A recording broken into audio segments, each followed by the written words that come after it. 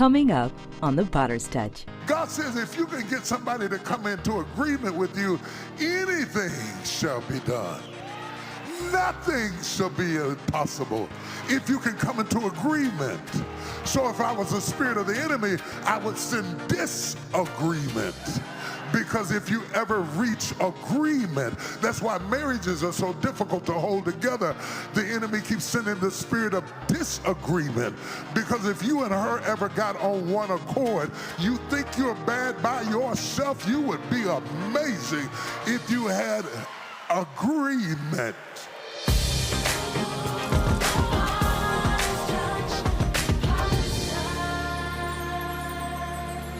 Somewhere along the way, we developed this phrase in the history of the church to pick out people or persons that we call to be prayer partners. And though the phrase prayer partners is not in the scriptures, there are many, many examples of prayer partners in the scriptures. Prayer partners are not necessarily just friends. Your only connection with them may be that God has selected them to be a partner with you in prayer. We do not choose prayer partners as if God would not hear us by ourselves. For God heard Sarah when she laughed within herself. So every believer needs to understand that even with your lips closed, God can hear you. He knows our thoughts are far off. We can sit silently and utter something in our spirit and God can hear our thoughts. And yet the Bible encourages us to be audible. And there's a lot to be said about that. To be audible, because our God is audible. He speaks, he declares. He teaches us to speak and to declare. Ye shall have whatever you say. Speak to the mountain, and the mountain will move. The Son of Man, can these bones live again? Lord, thou knowest. Speak to the bones that they might live. People who will not speak up get left out. Speaking is important for creation. It is through the vehicle of speech that God created and framed the world. So speaking individually is important. The notion of partnership intensifies that power. For example, one can chase 1,000, the Bible said, but two can chase 10,000. Now, if I understand math correctly, if one chases 1,000 and I add another one, I should chase 2,000. But God says the power of agreement exponentially accelerates the results of connectivity. Because he is teaching us that we are not meant to be independent, but interdependent. We are not meant to be independent, or Adam wouldn't have Eve. In order to have Cain, Abel, and Seth, Adam had to discover a mate so that through collaboration we might be fruitful. Interdependence. That means fruit stops when we become isolated. So I don't have to send a demon to attack you. If you isolate yourself, you will attack yourself. And yet the natural tendency when wounded, when hurt, when upset, when afraid, for many personality types is to wade into the abyss of isolation. Prayer partners, connectivity. If Paul had been in jail without Silas, I'm not sure there would have been an earthquake. Elijah by himself was left in a cave, but when he found Elisha, he comes out of the cave and continues to do exploits. Naomi had changed her name to Mara, which means sorrow, until Ruth came with her. And in the coming together of Naomi and Ruth, purpose was revitalized after it had died. There are people that can come into your life and revive you, revitalize you, reinvigorate you, re-inspire you. So if I was Satan, I wouldn't so much try to disrupt your relationship with God, but with others. And if you think about it, some of our biggest attacks are not about us and God, it's about us and others. I have seen people that were really smart, but couldn't get along with anybody. I've hired people who were brilliant and they had the qualifications to do the job, but not the social skills to be able to connect with the culture of the organization. And it's a sad thing to dismiss a qualified person because they do not have the emotional quotient to be able to utilize the gift that God has given them. Partnership is vitally important in order to be fruitful, in order to be productive, in order to be powerful. Peter only got out of jail because there were intercessors interceding for him. And all of a sudden, God sends an angel to open up the doors of the inner sanctum of the prison and brings him out through 4 quadrants of soldiers because he had partnership in prayer. The premise, if you're taking notes, is agreement. See, how can two walk together save they agree? Finding a prayer partner who agrees is important. I don't like for people to pray for me who don't like me.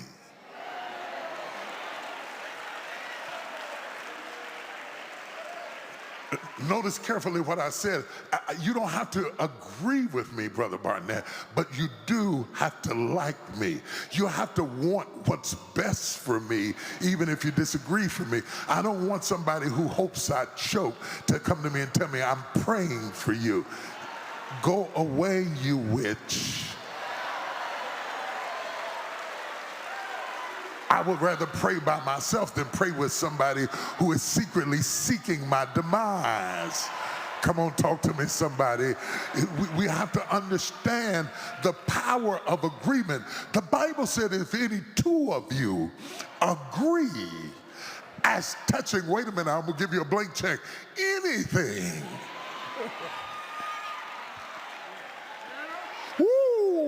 That's a shouting moment. If y'all understood what I just said, it would just blow your mind. Your computer would just explode. If any 2 of you, not if any 1 of you, if any 2 of you agree as touching anything, anything. God says if you can get somebody to come into agreement with you, anything shall be done. Nothing shall be impossible if you can come into agreement. So if I was the spirit of the enemy, I would send disagreement. Because if you ever reach agreement, that's why marriages are so difficult to hold together. The enemy keeps sending the spirit of disagreement. Because if you and her ever got on one accord, you think you're bad by yourself, you would be amazing if you had agreement. So while the phrase praise partners may not be listed, the principles of partnership are riddled throughout the scripture. Let's check nature. Nature teaches us that cross-pollination creates fruitfulness. That if we don't have cross-pollination, a tree cannot bear fruit of itself. So God creates bees as a point of connectivity to carry pollen from one blossom to the other, because the blossom, as beautiful as it is, cannot produce the apple save it cross-pollinate with something else. So before there was Bibles, there were nature, and nature teaches you the Creator. The Word of God says early in Romans chapter 1 that the heathen should have perceived God from nature. With no Bible, that God's truth is revealed in nature. And nature so becomes the rabbi that teaches us that we can, without connectivity, we can do nothing. Jesus teaches us that the branch cannot bear fruit of itself, save it is in partnership with the vine. And so you got to be in partnership with somebody. And a lot of you are amening me, but the reason your business isn't successful is because you are a sole proprietorship and you don't trust anybody to partner with you, and you're wondering why you're not as fruitful as you could be. It's because you have to do the books and bake the bread and do the advertisement and do selfies and do the commercials and do everything because you don't trust anybody to do anything, and you're asking God to bless something where you have no partnership, and you can't be as prosperous as you could be, as God would give you exponential, somebody say exponential, increase if you would give up some power. You choose to own 100% of a dollar than 50% of a million.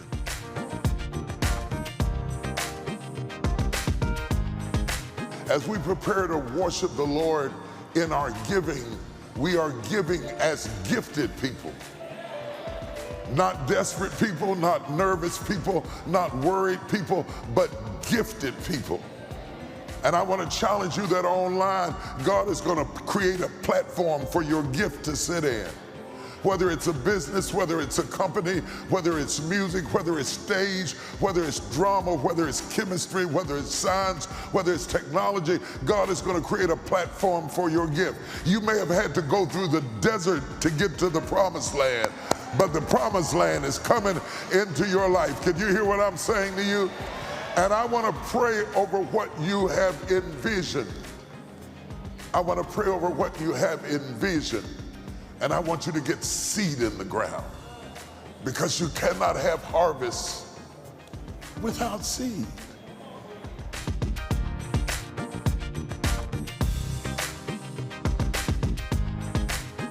Potter's House family, I got a great question that came into us. I want to share it with you. The question is, how does the church remain relevant as the world is changing so quickly? What a great question. Every pastor, every leader, every lay leader is thinking about how can we remain relevant. Let's set some core rules right at the bottom. First of all, our message doesn't change. It is what it is. It is profound, it is relevant, it is right in every season. However, our methods must drastically change in order to remain relevant in the times in which we live. The way in which we handle things, the way in which we navigate the times, the way in which we reach our audience has got to evolve. We're not having tent meetings anymore. We're not having seaside services like Jesus did. No, you've got to change your method with every era and still be true to your core message, understanding that the message comes to help the person, not the person to help the message. What do I mean by that? Don't become so rigid in your rules that you fail to understand that Jesus died for people, not for rules. Have them both, truth and grace. They both work together.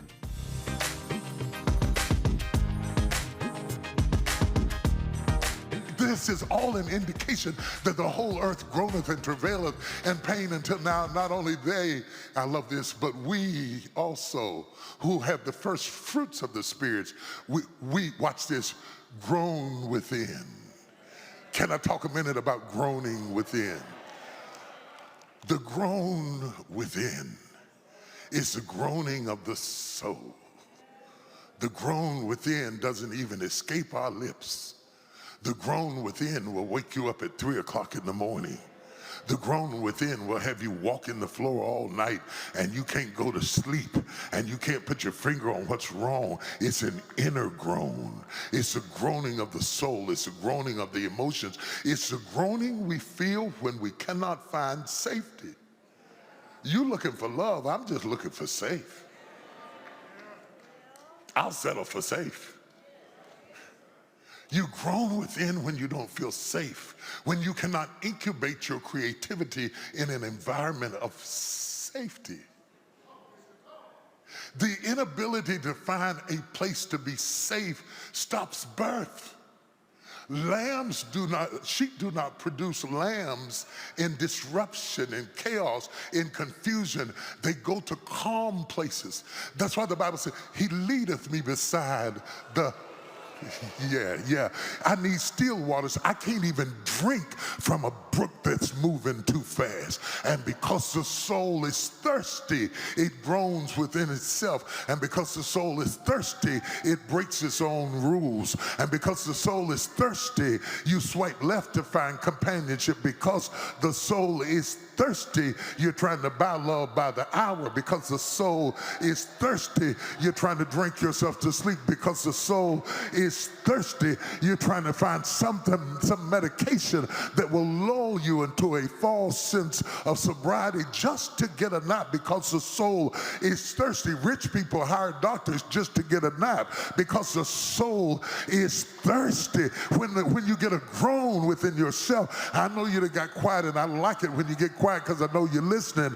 You groan within yourself. Just because we dance doesn't mean we don't groan within ourselves. The Bible here says you can have the Spirit, the first fruits of the Spirit, and still groan within yourself. You can go to church and groan within yourself. You can watch me online right now and still last night you groaned within yourself. Some of us have been groaning within ourselves for weeks, and others for months, and others for years, until our spirit has laryngitis because we have groaned out of words, and now it's just a feeling for which we have lost verbiage. And we wait for the adoption to wit. I'm going through the text. The redemption of our body. We want out of this mess. We want to change. We want mortality to put on immortality, which can often be a spiritual way of being suicidal. When you hear people talking about, I just want Jesus to come, it sounds real spiritual. But what they're really saying is, I want out. And you've got to decode the language because it's church logo for I'm sick of life.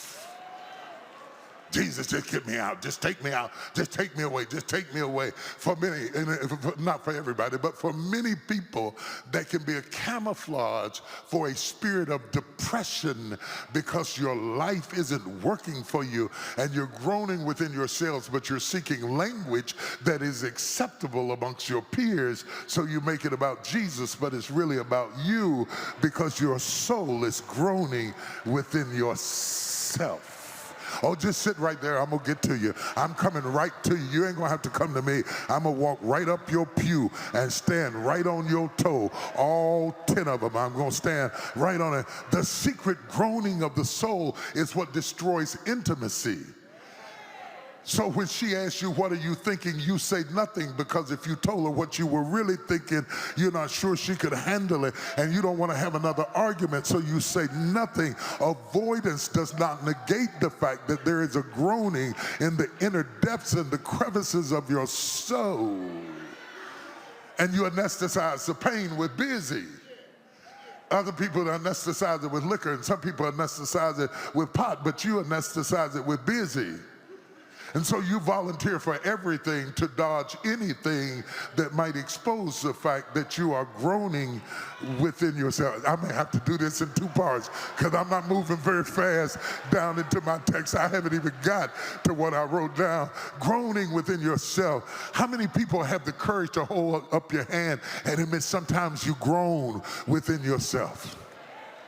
I've grown within myself because who am I going to tell? I've grown within myself because I'm not sure you really care. I've grown within myself because I'm not sure you can do anything about it anyway. I've grown within myself because what I'm groaning about is nobody's business. I've grown within myself because I'm trying to protect the child I'm worried about. I've grown within myself because I don't feel capable to resolve the issue. I've grown within myself because I'm disappointed that I didn't get what I expected out of life. I've grown within myself because I cannot find on this side the satiety that calms my soul. I've grown within myself because this is not the life I imagined. This is not the adulthood I imagined. This is not the relationship I imagined. I've grown within myself because what I'm groaning about is so personal and so private. I've grown within myself because I'm aging. I've grown within myself because I'm isolated. I've grown within myself because I thought I would own a home by now. I've grown within myself because I thought I'd be further than this by now. I've grown within myself because I went through a divorce and I still think of him and I still think of her. And I've grown within myself because my secrets have gone to somebody else's bed. And I've grown within myself because I feel violated. And I've grown within myself because I feel frustrated. And I've grown within myself because what's really on my mind, I can't tell nobody, because if it's hurting me, it's too private to be discussed in public settings. And I've grown within myself because I'm not going to put my business on Facebook. I've grown within myself because you want to keep it 100. I want to keep it. So you go ahead and keep it 100. I just want to keep it. I've grown within myself.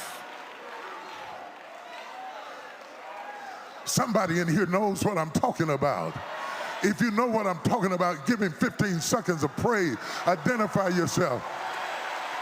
I've grown within myself. At least I'm honest enough to admit that I'm not as happy as my smile looks like. At least I'm honest enough to admit that when you ask, how are you? I just said fine to pacify you. I said fine because it ain't none of your business. I said fine because I don't trust you. I said fine because you ain't got enough time for me to tell you what's really going on with me. I said fine because I wanted to simplify something that's so complicated that if I illustrated it, it would take all day. And I really know that you don't care. You're just being polite, and you asked me, how am I doing? But you really meant hello. So I gave you a counterfeit answer to a counterfeit question and kept the real truth inside of myself. I've grown.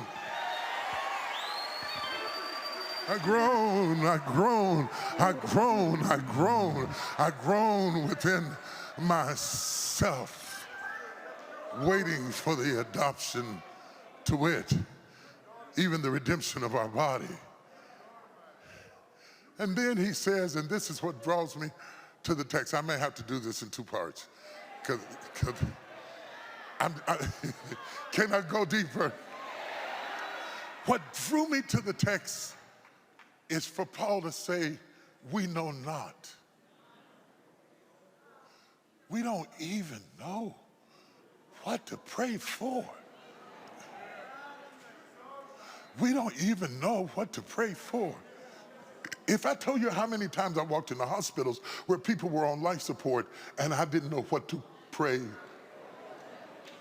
for. It's not that I wanted them to die, but I'm not sure that I wanted them to live hooked up to ventilators and respirators and can't breathe. And I'm not sure that I wanted to wake them up to more Alzheimer's. And I'm not sure that a baby whose heart and liver and lungs are born outside of its body, that I wanted to wake up to more pain. And we know not what to pray for. We don't know what to pray for about the marriage. We don't know what to pray for. You're single and you don't know whether to ask for a companion or not. You're scared to ask for a companion because all your girlfriends got one and they trying to get rid of them, and you don't know whether you're better off by yourself or with somebody. Oh, come on, talk to me. I dare you to be real with me. I dare you to be real with me. I dare you. We know not. Maybe I'm better off by myself. Maybe I could do bad by myself. Maybe I do better alone. I don't know what to pray for. I don't know what to pray for. I'm telling my children what they ought to major in, but now the rules have changed and I'm not sure what I had in mind for them is right. And I'm not sure that it is any of my business what they do in the first place, because they have reached an age that they have the right to be wrong if they want to. We know not. This humility is exacerbated by the contradiction that it comes from an intellectual. The Apostle Paul is one of the most intellectual contributors to the New Testament. He is in part selected because he is an intellectual. He is absolutely brilliant. He speaks in a multiplicity of languages, so God can use him in various countries because he is bilingual. Concerning the law, he is zealous. He is a Hebrew of Hebrew. He is from the tribe of Benjamin. He's a descendant of Saul the king. He has all kinds of power. His pedigree includes being a Pharisee. He is blameless regarding the law. He is respected by the most intellectual crowd. You know how deep you are about who hangs around you. He is respected by the upper echelon of the intellectual influences of his society. He is trained at the feet of Gamaliel. He is able to articulate the word of God in a multiplicity of languages. That means that the ships could not sail any place that Paul couldn't speak. Paul was bright. He was brilliant. He was profound. He was prolific. He is the primary contributor to the New Testament. Most of our theology of the New Testament church comes from the Pauline epistles. He is a major contributor of the New Testament, of which the Romans is the caveat of all of his literary wonders and his splendiferous ability to articulate wisdom in coherent ways has given us much of the truth that we hold today. How could Paul, as big as his head is, acquiesce to the statement, "We know not"? God is going to do something like you have never seen him ever do before. And so he says, I will show you. Keep praying and trusting God's answers. For your gift of any amount, grow in God's presence with the Flourish in Every Season Fold-Out Guide, featuring targeted scriptures, focused prayers, uplifting testimonies, and more. For your gift of $90 or more, sow the word with the Ceramic Planter Seed Kit, which includes Autumn Beauty sunflower seeds. You'll also receive the Flourish in Every Season Guide. For your gift of $150 or more, you'll also receive the Arise Shine Micro Fleece Blanket, featuring Isaiah chapter 60 verse 1. You'll also receive the Ceramic Planter and Flourish in Every Season Guide. I will show you that I can supply all your needs. I will show you that there's a method to what looks like madness in your life. I will show you. This is your time to thrive. Call or click today. Hello to my brothers and sisters. I thank God for you, first of all, for viewing week to week, day to day, moment to moment, getting messages of inspiration and sending love and support and standing by me in ministry. It has been so meaningful. One of the tasks that God has placed on my heart and in my spirit is to invigorate and to develop entrepreneurs, business owners, people in our community. I want to invite you to Good Soil. Not only because we have grants and information and curriculum available for you to get that's going to be not just an event, but an opportunity for you to download our apps, to attend the conference, to get tutorials when you're in tough places. I got so much for you. You just need to come and be a part of Good Soil because you are good soil and we've got good seed to sow into what you're trying to do.